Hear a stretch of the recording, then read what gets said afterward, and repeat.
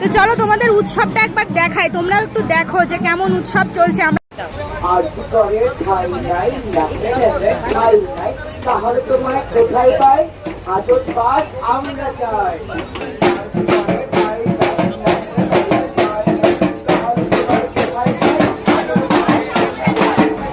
আওয়াজ শুনে বুঝতেই পারছো এখানে কিন্তু উৎসব চলছে। আমরা এখন স্বাস্থ্য ভবনের সামনে আছি। এখানে কিন্তু উৎসব শুরু হয়ে গেছে, ঢাক বাজছে, ঝুনঝুনি বাজছে, তার সাথে হাতে তালি হচ্ছে। উৎসব কিন্তু হচ্ছে, কিন্তু এটা দুর্গাপুজোর উৎসব নয়, এটা কিন্তু আমাদের ন্যায় বিচারের উৎসব। প্রত্যেকটা মেয়েদেরই ন্যায় বিচারের জন্য এই উৎসবটা জুনিয়র ডাক্তাররা করেছে। যারা যারা 5 দফা দাবি করেছিল, সেই 5 দফা দাবি কিন্তু তাদের এখনও পূরণ হয়নি।